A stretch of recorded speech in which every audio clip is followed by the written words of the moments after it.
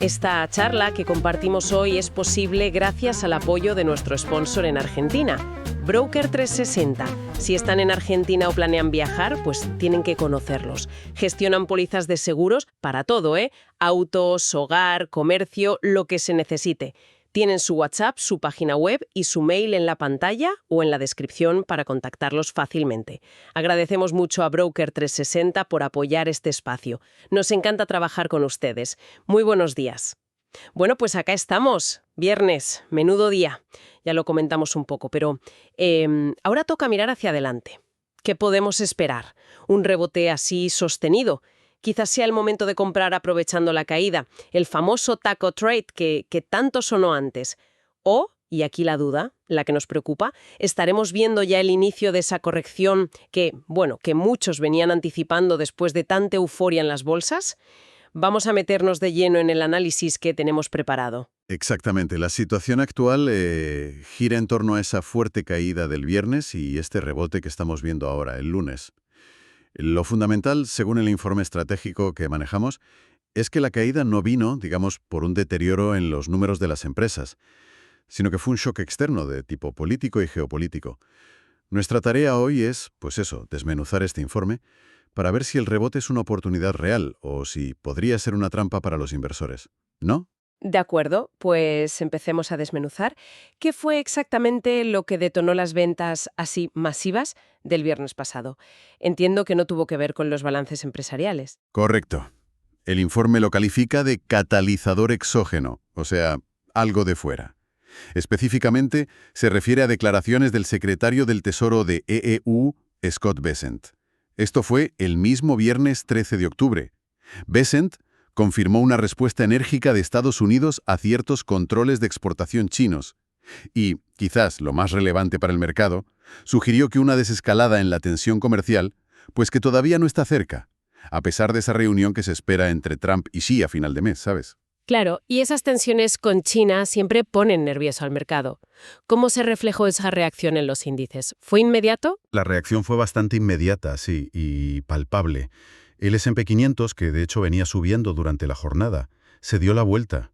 Perdió buena parte de las ganancias justo después de esos comentarios. Esto nos trae a la memoria el concepto del taco trade. Esa idea que circulaba en Wall Street durante la anterior administración Trump, ¿te acuerdas? Básicamente implicaba comprar el pánico generado por amenazas políticas o arancelarias, bajo la suposición de que después se negociarían o, se suavizarían. Lo del viernes fue una prueba de fuego, para ver si esa estrategia todavía tiene vigencia o no. Pero el informe también señala que el mercado no llegaba en su mejor forma a ese momento, ¿verdad? Había ya señales de agotamiento que pudieron, digamos, amplificar el golpe. Efectivamente. Y es un punto clave que no se puede pasar por alto, Existía una vulnerabilidad estructural. El S&P 500 justo había cortado una racha de 7 días consecutivos de subida antes del shock. Y algo muy significativo que resalta el análisis. La venta inicial, incluso antes de conocerse las declaraciones de Bessent, se concentró en los sectores de crecimiento, los que más habían subido. Ah, claro. Hablamos de tecnología, consumo discrecional, servicios de comunicación. Esto sugiere que ya había una toma de beneficios en proceso, ¿entiendes? Sí, sí. A eso se sumó el ruido del cierre del gobierno, el shutdown, que también mencionó Bessent. Eso añade una capa de incertidumbre económica y, sobre todo, la falta de datos federales fiables, algo que siempre inquieta a los inversores. Entendido. Y para tomar dimensión del evento, ¿de qué magnitud fue la caída del viernes? Porque hablamos de shock. Fue una caída importante, sin duda. El S&P 500 retrocedió un menos 2.7%. Su peor jornada en 6 meses, ojo. Esto llevó la pérdida semanal al menos 2.4%. La caída fue tan abrupta que, según el análisis técnico del informe, perforó soportes dinámicos clave, como el Average True Edge, el ATR, que básicamente mide la volatilidad o el rango de movimiento habitual del precio. Vale. Quebrarlo así indica un movimiento extremo, fuera de lo normal estadísticamente. Por eso, para que podamos considerar viable la idea del taco trade, el rebote que estamos viendo hoy lunes necesita ser muy convincente y anular rápidamente esa señal de pánico extremo. Aquí es donde la cosa se pone interesante desde la perspectiva técnica. ¿Cómo estaba el mercado antes de este golpe? Más allá de la caída puntual, la estructura alcista de fondo sigue en pie. Esa es la gran pregunta y el principal pilar del argumento alcista ahora mismo. Hasta el viernes, la tendencia primaria era sólida.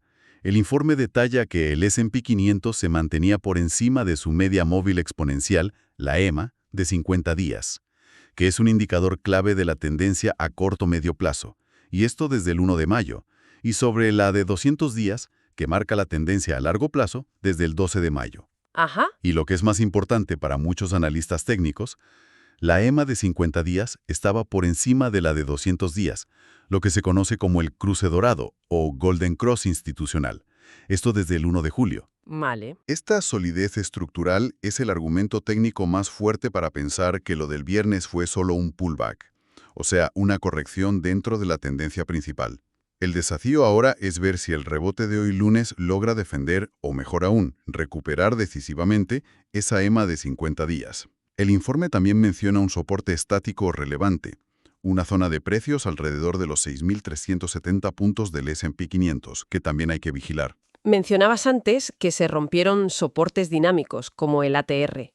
¿Eso fue parejo en todos los índices o hubo diferencias? La ruptura del ATR confirma que hubo pánico generalizado, sí, pero la recuperación y la situación previa no era idéntica en todos los índices. El informe sugiere analizarlo por separado. Por un lado, el Nasdaq 100, el índice de las tecnológicas, ya venía mostrando cierta debilidad relativa. El análisis apunta a preocupaciones sobre la rentabilidad real de las inversiones en inteligencia artificial. Ah, sí, se habla mucho de eso. Y a márgenes más ajustados en algunos gigantes como Oracle.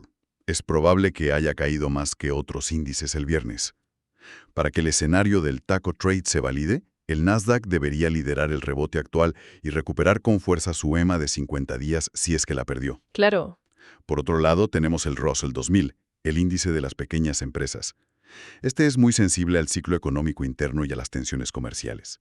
Si este índice muestra una debilidad persistente durante el rebote, podría ser una señal de que la corrección tiene raíces más profundas que simplemente el shock político puntual. Entiendo. Pero la prueba de fuego, como decíamos, es la EMA 50. Si el rebote de hoy lunes se detiene justo en la EMA 50 después de haberla perforado el viernes, ese nivel que antes funcionaba como suelo, soporte, ahora podría actuar como techo, resistencia. Una resistencia clave. Exacto. Esa es una configuración técnica clásica que, de darse, favorecería más un escenario de fake out, una trampa bajista, que una continuación alcista. El informe incluye una tabla de diagnóstico técnico que resume justamente esta situación para cada índice clave. Se comentó mucho sobre el volumen de operaciones de hoy lunes, que fue alto en el rebote. Eso es automáticamente una buena señal. Podemos respirar tranquilas porque entró dinero. Es una condición necesaria, sí, pero está lejos de ser suficiente. No alcanza con ver barras de volumen altas en el gráfico, El informe hace mucho hincapié en analizar la calidad y la intención detrás de ese volumen. Hay que diferenciar entre el volumen total, que es simplemente la cantidad de acciones que cambiaron de manos, y lo que el análisis denomina volumen agresivo. ¿Y cómo se distingue si están comprando las manos fuertes, las instituciones, con convicción real? ¿O si es más bien el miedo de los minoristas a quedarse afuera, el famoso FOMO, o quizás solo cobertura de posiciones cortas? Exacto, esa es la clave. Para que se valide un Bitaco Trade genuino, el informe argumenta que necesitamos ver compras agresivas. Utilizando el análisis de microestructura de mercado, esto se traduce en órdenes de compra a mercado, órdenes que impactan directamente el lado de la oferta, el ask, con decisión. Vale. Este tipo de ejecución indica urgencia y convicción por parte del capital institucional. Señala que interpretaron los mínimos del viernes como una clara oportunidad. Por el contrario, un volumen alto pero impulsado principalmente por FOMO minorista o por simple cobertura técnica de cortos, pues no suele tener la fuerza para sostener un rebote a medio plazo. ¿Y cómo encaja el volumen en el escenario contrario, el de la trampa o fake out que mencionabas? En un escenario de fake out, el rebote de hoy lunes sería aprovechado por los grandes jugadores para hacer lo contrario, distribuir. Es decir, vender sus posiciones mientras entran compradores menos informados, atraídos por la subida. Ah, claro. La caída tan brusca del viernes creó lo que se conoce como un vacío de liquidez. El volumen comprador de hoy podría ser, en este escenario negativo, lo que se llama absorción de liquidez. O sea, instituciones comprando grandes lotes de acciones de aquellos que vendieron presas del pánico cerca de los mínimos, pero no con la intención de impulsar el precio mucho más arriba, sino para poder ir soltando sus propias posiciones gradualmente a precios algo mejores en los días siguientes. Qué interesante. Las señales que indicarían un fake out según el informe serían: falta de continuación alcista clara en los días T+2 y T+3, o sea, martes y miércoles. Un estancamiento del precio justo en una resistencia clave, como podría ser la EMA 50 si se perforó el viernes. Y una notable desaparición de ese volumen comprador agresivo que mencionábamos. Hacemos una pequeña pausa para recordar que si les interesa este tipo de análisis, pueden suscribirse al canal, dejar un like y contarnos en los comentarios qué otros temas les gustaría que exploremos. En la descripción van a encontrar dos enlaces importantes, uno a nuestro patrocinador Broker360 y otro a PayPal por si quieren colaborar con este proyecto. Cualquier aporte ayuda a que sigamos generando contenido. Muchas gracias por ese apoyo. Volvamos al concepto del taco trade. Mencionabas que surgió en la era Trump. ¿Realmente ha funcionado esta estrategia de comprar el pánico político en el pasado? ¿Es algo que se pueda aplicar casi automáticamente? El tema histórico se basa, como decíamos, en comprar el pánico que generan amenazas percibidas por el mercado como negociables o reversibles, no como cambios fundamentales permanentes. El informe detalla las condiciones que típicamente se han dado en los casos exitosos. Primero, un catalizador externo, de naturaleza política o geopolítica, como parece ser este caso con China. Vale. Segundo, una caída severa y rápida, como ese -2,7% del viernes, que excedió el rango de volatilidad normal, el ATR. Y tercero, una reversión también rápida que logre defender una media móvil clave, usualmente la EMA 50 o la 200. El evento actual parece cumplir, al menos en sus fases iniciales, con estas condiciones. Pero imagino que no todos los contextos son iguales. ¿Identifica el informe diferencias clave con situaciones pasadas? ¿Cuándo funcionó bien y cuándo resultó ser una trampa? Sí, el análisis comparativo histórico que incluye el informe es bastante claro en esto. La estrategia tendió a funcionar mejor cuando el contexto macroeconómico general y, muy especialmente, la política monetaria de la Reserva Federal eran favorables. Es decir, neutrales o directamente expansivos, bajando tasas o inyectando liquidez. Claro. Por el contrario, falló más a menudo y los rebotes iniciales se convirtieron en fake-outs seguidos de más caídas. Cuando la Fed estaba en pleno ciclo de restricción monetaria, subiendo tasas, o cuando existían problemas estructurales de fondo, problemas que la caída simplemente sacaba a la luz o aceleraba, como vimos claramente en 2022 con la inflación descontrolada. Ya recuerdo. En esos casos, los rebotes fueron efímeros. La diferencia crítica ahora es discernir si el shock político actual simplemente aceleró una corrección que ya era necesaria por otros factores, inflación latente, tasas altas, el propio shutdown, o si es un evento predominantemente político, aislado y por ende negociable. Este evento, centrado en la tensión China-Trump, se asemeja más a esos choques negociables que históricamente brindaran oportunidades, pero siempre bajo la condición crucial de que la estructura técnica de largo plazo, la C más clave, se mantenga intacta. De acuerdo. Ya cubrimos precio, tendencia y volumen. Pero para tener una visión más completa, ¿qué otros indicadores del informe nos pueden dar pistas sobre la verdadera salud de este rebote que estamos viendo? Pues el informe destaca varios indicadores cuantitativos y de sentimientos de mercado que son cruciales ahora mismo. Primero, el VIX, el índice de volatilidad, a menudo llamado índice del miedo. Lógicamente debió dispararse con la caída del -2,7% del viernes. Para confirmar el escenario del taco trade, el VIX necesita desplomarse rápidamente hoy. Y, muy importante, el análisis cuantitativo establece un umbral específico. Debe cerrar la semana por debajo de 19,60. Vale, 19,60. Si se mantiene persistentemente por encima de ese nivel, sería una señal de que los grandes inversores siguen comprando seguros, opciones put, y dudan seriamente de la sostenibilidad del rebote. ¿Entendido? Segundo, la amplitud del mercado, market breadth. La pregunta clave es, ¿la recuperación de hoy es amplia y generalizada? ¿O solo están tirando del carro unos pocos gigantes tecnológicos, que además fueron los que mostraron debilidad antes del shock? Claro. Hay que seguir de cerca la línea avance-declive, la línea AD, y el porcentaje de acciones del S&P 500 que logran cotizar por encima de sus propias MAs de 50 y 200 días. Si estos indicadores de amplitud no mejoran de forma contundente junto con el índice principal, es una señal de debilidad interna. Sugiere que la subida podría ser frágil. Tiene sentido. Tercero, el análisis intermercado. Está volviendo el apetito por el riesgo a nivel global. Si es así, deberíamos observar al dólar medido por el índice DXY debilitarse, ya que suele fortalecerse en momentos de aversión al riesgo, y también a los rendimientos del tesoro, las tasas de interés de los bonos, estabilizarse o incluso bajar ligeramente. El informe añade un matiz interesante aquí. Sugiere prestar atención a si el dólar se fortaleció significativamente durante el pánico del viernes. Si no lo hizo de forma marcada, podría ser una señal temprana de una erosión incipiente de su rol tradicional como activo refugio indiscutible, lo cual añade una capa de complejidad al análisis. Qué curioso eso. Bolsa durante este rebote. Para que se confirme el tackle trade, los sectores que fueron más castigados el viernes, como tecnología y consumo discrecional, deberían liderar la recuperación de manera clara.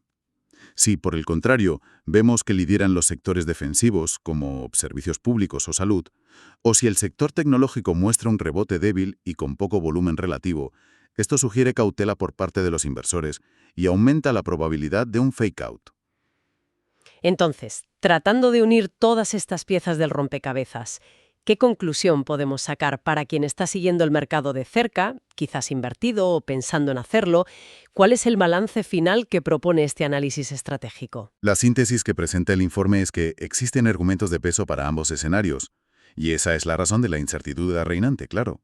A favor del trade train y de la posible continuación alcista tenemos la solidez de la estructura de largo plazo, con esas EMA 50 y 200 que venían actuando bien como soporte, y la naturaleza externa y, en principio, negociable del shock político, lo que sugiere que la caída del menos 2.7% pudo ser una sobrereacción de pánico.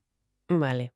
Pero, en contra, y alimentando el riesgo de fake-out o trampa, están la debilidad que ya venían mostrando algunos sectores líderes como el tecnológico antes del viernes, la incertidumbre macroeconómica general agravada por el shutdown y la falta de datos económicos, y la necesidad crítica de confirmar que el volumen comprador de hoy lunes fue realmente impulsado por compras institucionales agresivas y sostenidas, y no solo por absorción de ventas de pánico o coberturas de portos. Si tuvieras que cuantificarlo, basándote en el análisis del informe, ¿qué escenario tiene más probabilidades ahora mismo? El análisis cuantitativo que se presenta en el documento asigna una probabilidad estimada del 65% al escenario del taco trade, es decir, a que la tendencia alcista principal se reanude tras esta pausa. ¿Un 65%? Sí. Esto se basa fundamentalmente en el precedente histórico de cómo se han resuelto shocks políticos similares en el pasado y en la mencionada solidez técnica de fondo que traía el mercado. Pero, y esto es importante recalcarlo, el riesgo de fake out, de que esto termine siendo una trampa de distribución para vender a mejores precios, se considera significativo. Le asignan un 35% de probabilidad. No es un riesgo menor, ¿eh? No, desde luego. El informe detalla esto en una matriz de riesgo específica. Y para estar atentas durante la semana, ¿cuáles serían esas señales clave, esos niveles o indicadores que sí o sí hay que vigilar para ver hacia qué lado se inclina la balanza? Pues el informe identifica 4 puntos críticos a monitorear muy de cerca esta semana. 1. Recuperación sostenida de la EMA 50.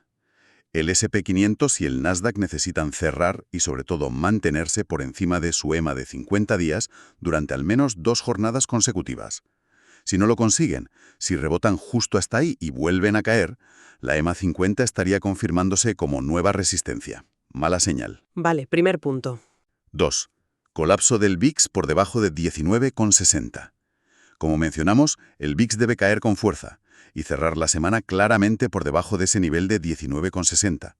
Si se mantiene por encima, la señal de peligro sigue activa. Segundo. 3. Liderazgo sectorial.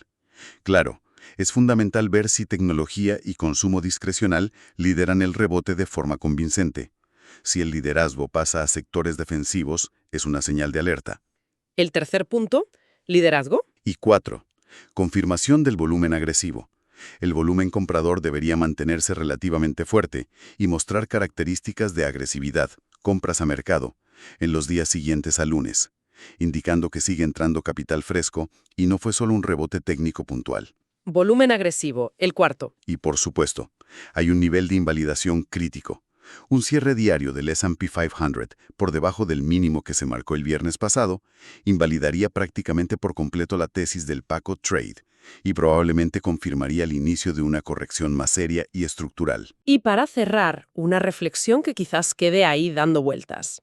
Más allá de si esto termina siendo un trade exitoso o no, ¿Qué nos dice sobre el estado actual del mercado esta reacción tan sensible a un comentario político, incluso partiendo de una estructura técnica de fondo que parecía robusta? ¿No estaremos viendo una dependencia un poco excesiva de la narrativa geopolítica del momento? ¿Es sostenible esta hipersensibilidad a largo plazo para la estabilidad de los mercados? Interesante para reflexionar. Y con esto llegamos al final de nuestra conversación de hoy. Esperamos que les haya resultado útil, que hayan podido extraer ideas valiosas y que nos acompañen en la próxima. Agradecemos nuevamente a Broker 360 por hacer posible este análisis. Nos reencontramos muy pronto. Recuerden que en la descripción de este material encuentran los enlaces a nuestro patrocinador y a PayPal por si desean colaborar. Gracias de nuevo por su apoyo.